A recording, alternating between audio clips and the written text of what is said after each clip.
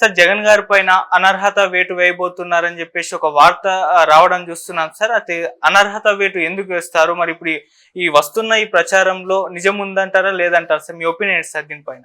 ఒక వార్త అయితే వస్తుంది. అదేంటంటే ఇప్పుడు అసెంబ్లీని బాయ్కాట్ చేద్దామని జగన్ ఆలోచిస్తున్నాడు. ఎందుకంటే 11 మంది ఉన్నారు, ఎలాగూ ప్రతిపక్ష హోదా ఇవ్వరు, అట్లాగే మనల్ని వాళ్ళు మాట్లాడినెవరో హ్యూమిలేట్ చేస్తారు. ఎందుకంటే గతంలో వైసీపీ కూడా 23 మంది ఎమ్మెల్యేని హ్యూమిలేట్ చేసింది. దేవుడు స్క్రిప్ట్ అనడం, వాళ్ళ మీద మాట్లాడడం, నువ్వు కళ్ళు ఉరిమితే ఇక్కడ ఎవరు భయపడేది లేదని చెప్పడం, అచ్చెన్నాయుడిని ఆయన బాడీ షేమింగ్ చేయడం, చివరికి చంద్రబాబు పర్సనల్ విషయాలను తీసుకురావడం, దాన్నంతా తట్టుకోలేక చంద్రబాబు ప్రతిజ్ఞ చేసి బయటికి వెళ్ళిపోవడం, ఇలాగా చాలాసార్లు జరిగింది.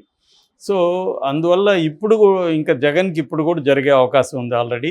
సో మొన్నైతే చంద్రబాబు హుందాగానే వ్యవహరించాడు జగన్ విషయంలో. జగన్కి ప్రోటోకాల్ ప్రకారం ఏమీ లేకపోయినా ఆయన సాధారణ ఎమ్మెల్యే అయినప్పటికీ ఒక ఎక్స్ సీఎం ముఖ్యమంత్రి, మాజీ ముఖ్యమంత్రి హోదాలో కొన్ని ప్రత్యేక సౌకర్యాలని చంద్రబాబు కల్పించారు. అంటే ప్రధాన ద్వారం గుండా రావచ్చు అనేది.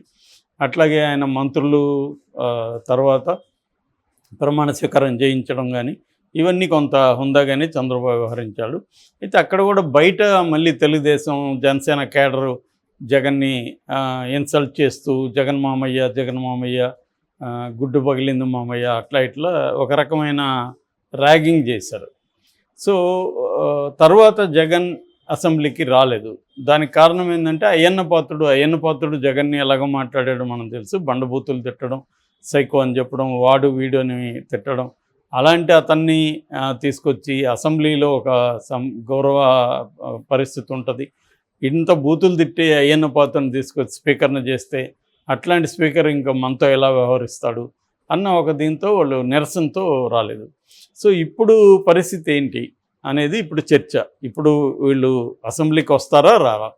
అందుకని మామూలుగా అయితే అసెంబ్లీకి వరుసగా 3 సెషన్లు రాకపోతే వాళ్ళ మీద అనర్హత వేటు వేసే ఒక హక్కు రాజ్యాంగం ద్వారా స్పీకర్కి లభించింది. అయితే జనరల్గా ఇప్పటివరకు అలాంటిది ఎక్కడా జరగలేదు. వరుసగా 3 సెషన్లకు రాని వాళ్ళు బోల్డ్ మంది ఉంటారు. మనకైతే బాలకృష్ణ ఎప్పుడు వచ్చాడు అసెంబ్లీలో? బాలకృష్ణ కనపడ్డు. అట్లాగే చంద్రబాబు బయటికి వెళ్ళిపోయాడు, ఆయన సెషన్లకి రాలేదు కదా. అలాగా అనుకున్నప్పుడు వీళ్ళందరి మీద కూడా పడాలి కదా. అది బాలకృష్ణ మీద ఎప్పుడో అనర్హత పడి ఉండాలి. అట్లా బోల్డ్ మంది ఉంటారు. పార్లమెంట్కి కూడా సచిన్ లాంటి వాళ్ళు ఎప్పుడు వెళ్ళలేదు. సచిన్ టెండూల్కర్ రాజ్యసభకి అనుకుంటే ఇట్లాగే చాలామంది ఉన్నారు అలాగా. సో అందువల్ల దాన్ని ఒకవేళ ఉపయోగించుకుందామని తెలుగుదేశం చూస్తున్నట్టుగా కనబడుతుంది. ఉపయోగించుకొని వీళ్ళ మీద అనర్హత వేటు వేస్తే వీళ్ళకి తెక్క కుదురుతుంది. అంటే వాళ్ళని ఫోర్స్గా అసెంబ్లీలోకి రప్పించి వాళ్ళని హ్యూమిలేట్ చేయాలి, వాళ్ళని రానికుండా కుదరదు, మీరు ఖచ్చితంగా రావాల్సిందే, రాకపోతే మేము అనర్హత వేటు వేస్తాం అన్న ఒక ప్రచారాన్ని ముందుకు తీసుకొస్తున్నారు. సో ఒకవేళ అలా అనర్హత వేటు వేస్తే కోర్టుకు పోయే అవకాశం ఉంది. గతంలో కూడా స్పీకర్ విషయాల్లో కోర్టుకు వెళ్ళినప్పుడు స్పీకరు మేము ఆ విషయాల్లో జోక్యం చేసుకోం, స్పీకర్కి కొన్ని ప్రత్యేకమైన అధికారాలు ఉంటాయి, దాంట్లో న్యాయ వ్యవస్థ జోక్యం చేసుకోకూడదు అనేది కొన్నిసార్లు చెప్పింది.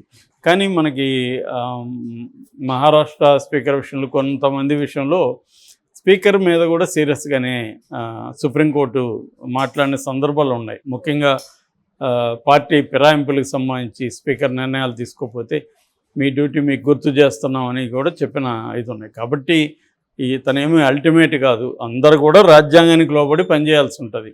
సో కక్షపూరితంగా ఒక పార్టీని టార్గెట్ చేసి అలా చేయడం అనేది కరెక్ట్ కాదు. అట్టేటప్పుడు తెలుగుదేశంలో కూడా కొంతమంది 3 సెషన్లకు వరుసగా రాని వాళ్ళు ఉండొచ్చు, వాళ్ళ మీద కూడా వీళ్ళు వెళ్ళొచ్చు.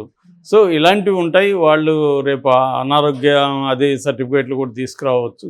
ఏదేమైనా వైసీపీ అవమానాలకు గురయ్యి అక్కడ ఉండాలా, లేకపోతే మనం బయటకు వచ్చి ప్రజల్లోకి వెళ్ళాలనేది వైసీపీ ఆలోచిస్తుంది. లేదు వాళ్ళని ఏదో ఒకటి చేసి అసెంబ్లీకి రప్పించి వాళ్ళని మనం టిట్ పార్ట్ గతంలో మనల్ని అన్న మాటలు ఈసారి వాళ్ళని అనాలి అనేది వీళ్ళకు ఉండొచ్చు. చంద్రబాబు ఏమో పైకి మీరెవరు వాళ్ళని అవహేళన చేయొద్దు అంటున్నాడు, కానీ అది చంద్రబాబు నిజంగా అది అట్లా చేయగలరా అనేది డౌటే. ఎందుకంటే ఒక పక్క వైసీపీ ఆఫీసులు కూలగొడుతున్నారు, వైసీపీ వాళ్ళ మీద కేసులు పెడుతున్నారు, వైసీపీ కార్యకర్తల్ని అటాక్ చేస్తున్నారు. ఇవన్నీ ఒక పక్క చేస్తుంటే చంద్రబాబు దాన్నంతా సపోర్ట్ చేస్తూ అసెంబ్లీలో మాత్రం వాళ్ళని ఏమనొద్దని నిజంగా ఆయన ఆనెస్ట్గా చెప్తున్నాడా, ఊరికే నేను అనొద్దంటాను మీరు రెచ్చిపండి అంటున్నాడా అనేది తెలియదు. ఎందుకంటే నేను చాలాసార్లు ట్రెంచ్ మెత్తడని ఏనుగును బట్టేది చెప్తుంటా. ఆ ఏనుగును ఒకడు అంకుశంతో కొడుస్తాడు, ఇంకొకటి చెరుకు పెడతాడు. ఇద్దరి లక్ష్యం ఒకటే, ఏనుగుని మాలిమి చేసుకోవడం. కానీ ఒక ఏనుగుకి అంకుశంతో పొడిచేవాడు ఎనిమి అవుతాడు, చెరుకు పెట్టేవాడు ఫ్రెండ్ అవుతాడు. అలాగే రేపొద్దున చంద్రబాబుకి మంచి పేరు ఉంటుంది, మీరెవరు అరెస్ట్ చేయకండి, వాళ్ళని మంచిగా చూసుకోండి అని చెప్తాడు. కానీ కొంతమంది మంచిగా చూసుకోరు, అవహేళన చేస్తారు, ఎగతాళి చేస్తారు. ఆల్రెడీ రఘురామకృష్ణరాజు మొన్న ఎగతాళి చేశాడు కదా జగన్ని. సింహం లాంటి ఒక ఆయన తను సింహం అనుకున్న ఆయన తన పేరు చెప్పకుండా పారిపోయాడని చెప్పాడు. ఆల్రెడీ మరి అవహేళన చేసినట్టే కదా.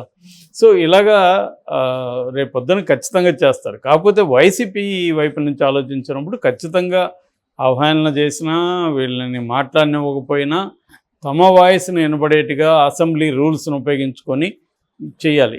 గతంలో జయప్రకాష్ నారాయణ ఒకడే ఉన్నప్పుడు కూడా ఆయన అసెంబ్లీలో ఉన్న రూల్స్ని అవన్నిటినీ ఆయన క్షుణ్ణంగా అర్థం చేసుకొని వాటిని ఉపయోగించుకొని తనకి ఎక్కువ టైము వచ్చేట్టుగా చేసుకోగలిగాడు.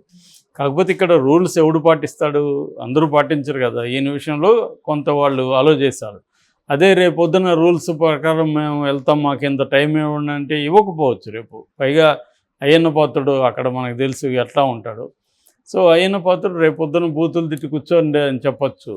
కాబట్టి ఇలాంటివంతా ఉన్నా కూడా వీళ్ళు ఖచ్చితంగా అసెంబ్లీకి వెళ్ళాలి. ఎందుకంటే 40% ప్రజలు వీళ్ళకి ఓట్లేశారు. సో వీళ్ళకి టెక్నికల్గా ప్రతిపక్షం ఉన్నా లేకపోయినా ఖచ్చితంగా వాళ్ళు పొలిటికల్గా ప్రతిపక్షమే.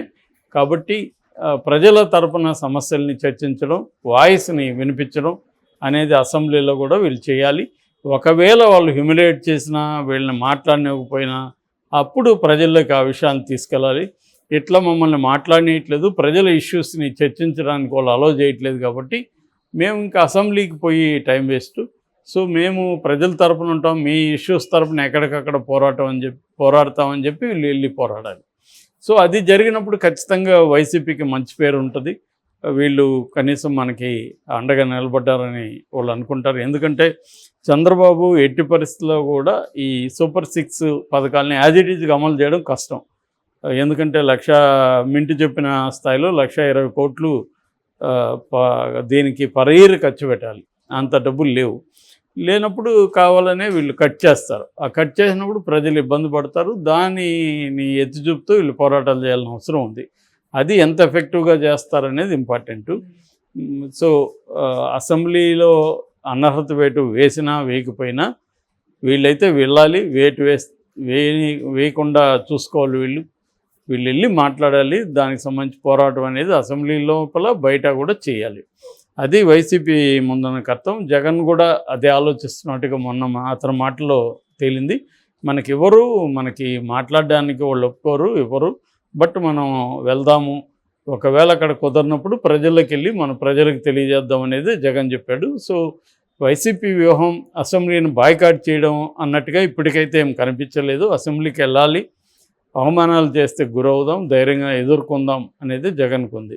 ఎందుకంటే గతంలో కూడా ఈ అవమానాలు పొందారు జగన్ వీళ్ళందరూ, ఇప్పుడు కూడా చేస్తారు. ఎందుకంటే ఇంకా ఘోరమైన సీన్లు మనం చూడలేదా? తమిళనాడు లాంటి రాష్ట్రాల్లో, బీహార్లో ఇంకా కొట్టుకోవడం, జుట్టు ఇది చేసుకోవడం,